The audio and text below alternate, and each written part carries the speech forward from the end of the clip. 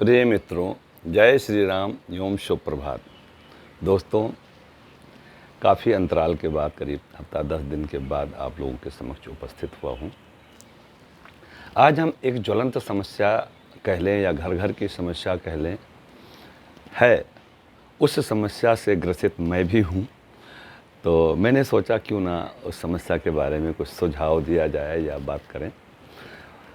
दोस्तों, आजकल नवयुवक, नवयुवतियाँ, जो हमारे बच्चे हैं, आप लोगों के बच्चे हैं, उनमें एक आदत ये बढ़ती जा रही है कि शादी के योग्य होने के बावजूद भी वो शादी से कतराते हैं, शादी नहीं करना चाहते हैं।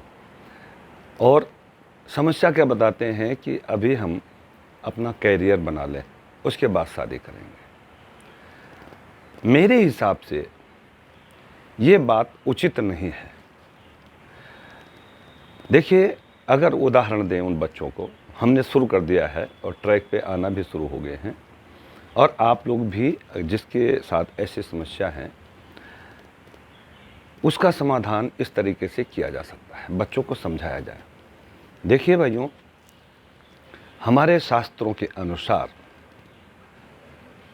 हमारे ऋषि मुनियों ने, बुद्धिजीवियों ने हमारे आयु को 100 साल मान के एक सिद्धांत बनाया था, और इस जीवन को 4 भागों में बांटा था, और उस चारों के अलग अलग खंड में अलग अलग कार्य निश्चित किए थे। पहला था ब्रह्मचर्य। ब्रह्मचर्य 25 साल तक आप पढ़ाई लिखाई करें, किसी तरह की योग्यता आपको हासिल करनी है वो भी करें, और क्या कहते हैं, ब्रह्मचर्य का मतलब आप उस दौरान किसी तरह का संभोग या किसी ऐसी चीज़ों के नज़दीक न जाए, अपने शरीर को हिष्ट पुट करें।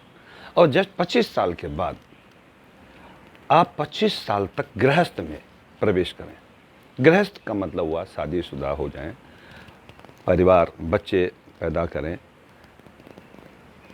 जो भी खेती बाड़ी, बिजनेस, व्यापार, नौकरी चाकरी, उसमें विधिवत मन लगा के काम करें। और 50 साल के बाद आता है वानप्रस्थ।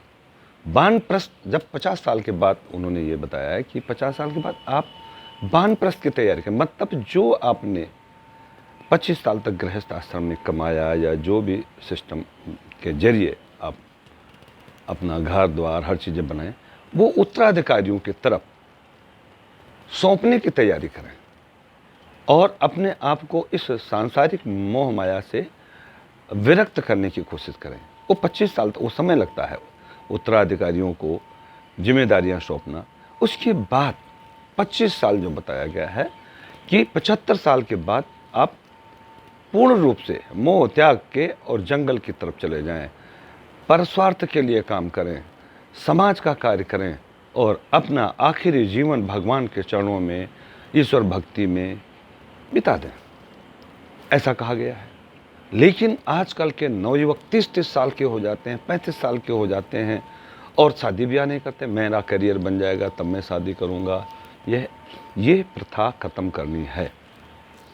इसके लिए एक तो उदाहरण दें। देखिए, आज की तारीख में औसत आयु पहले 60 साल थी, अब अभी 60 नहीं, 72-75 मान लें। मैक्सिमम आयु 80 साल से ऊपर कोई जी नहीं पाता है। जो जीते हैं 10-5%, कोई 80-85, 100 साल से ऊपर तो कोई जी नहीं पाता है, 2-3% होंगे जो 100 साल से ऊपर है। औसत आयु मानी गई है 75 साल। तो क्यों हमारे गवर्नमेंट ने या हमारे बुद्धिजीवियों ने, जो प्रचंड समाज के बुद्धिजीवी हैं, उन्होंने इस आयु को घटा के 72 सालों की कर दी है। तो 18 साल बाद 18 साल तक ब्रह्मचर्य रहने का प्रावधान बनाया है। 18 साल के बाद कहा गया है कि लड़का लड़की शादी कर सकते हैं, वैवाहिक जीवन बिता सकते हैं गृहस्थ में। तो 18 चौक 72। इसी तरह से अगर उस 4 खंड में बांटे तो 18-18 साल का सिस्टम हुआ। दोस्तों, मैं ये कहता हूँ, अब 30 साल का कोई बंदा हो गया तो उसके हिसाब से तो 3 चौक 12, 120 साल की उम्र होनी चाहिए, जो होगी नहीं। तो ये भूल ना करें। जो चीज़ समय से हो जाता है वही अच्छा होता है।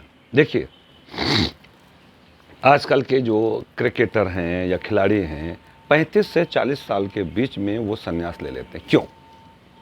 क्योंकि 35 साल और 40 साल के बीच में जो बॉडी की इलास्टिसिटी है वो घट जाती है, उतना जोश नहीं रह जाता बॉडी में।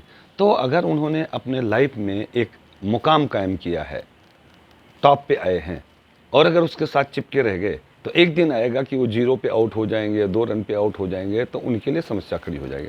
जितना उनको वाहवाही मिली है, जितना सम्मान मिला है, वो सब मिट्टी में मिल जाएगा। इसलिए वो समय रहते वो छोड़ देते हैं, त्याग देते हैं, संन्यास ले लेते हैं। ऐसे ही बच्चों को समझाना चाहिए कि अगर क्रिकेटर समय से अपना संन्यास ले लेते हैं तो क्यों ले लेते हैं, इसका मतलब ये हुआ। ऐसे आप कोई मेडिसिन एक्सपायर डेट की हो जाए, क्या आप उसको लेंगे? क्यों नहीं लेंगे भाई? अगर आप 30 साल बाद शादी, 35 साल बाद शादी भी नहीं करते हैं तो मेडिसिन भी एक्सपायरी डेट की ले लें। अब तो एक्सपायरी डेट की हो जा रहे हैं। देखिए, जब समय से शादी करेंगे तो आपका बच्चा जो पैदा होगा वो भी ओज वाला होगा, ओजस्वी होगा, क्योंकि आप दोनों में जो ब्लड होगा, जो जोश होगा, जो सोच होगी, वो यंग की होगी। इसलिए कोई भी चीज़ समय से करना चाहिए। कहते हैं ना, फिर पछताए होत क्या जब चिड़िया चुग गई खेत।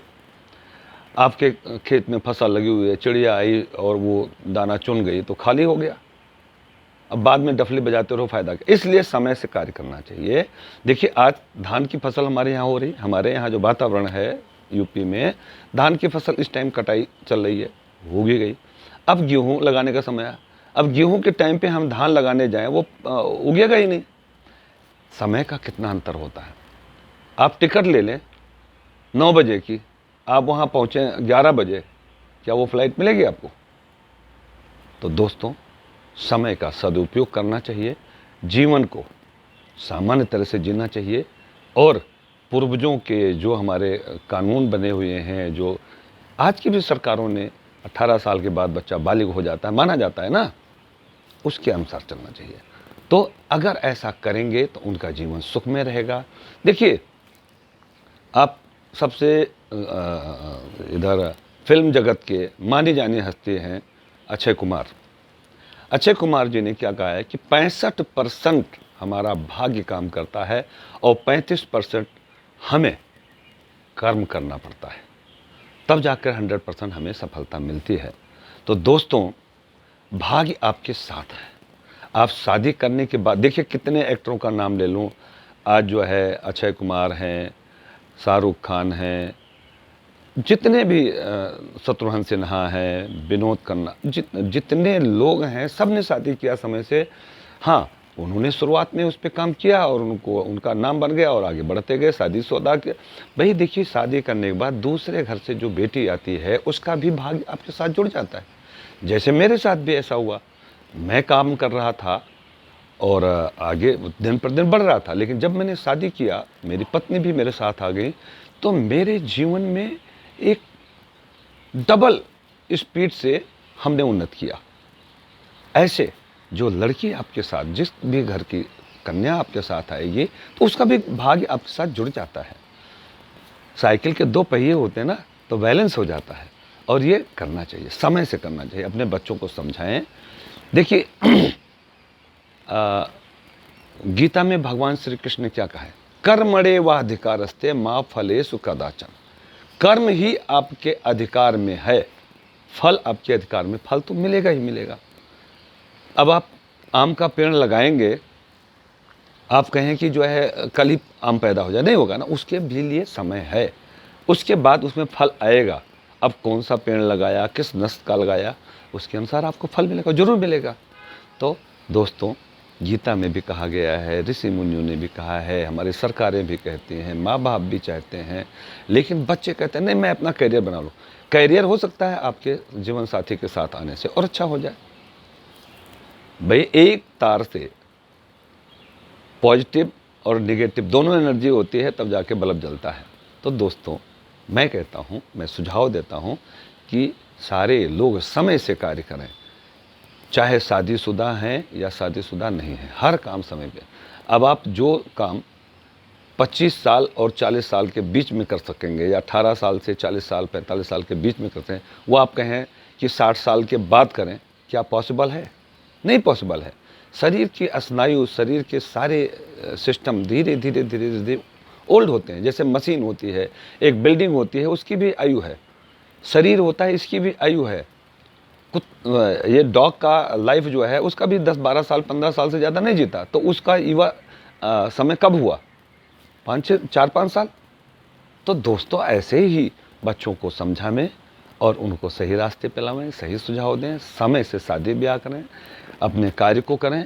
और ऐसा नहीं, जो भाग्य में जो लिखा हुआ है वो आपको ज़रूर मिलेगा।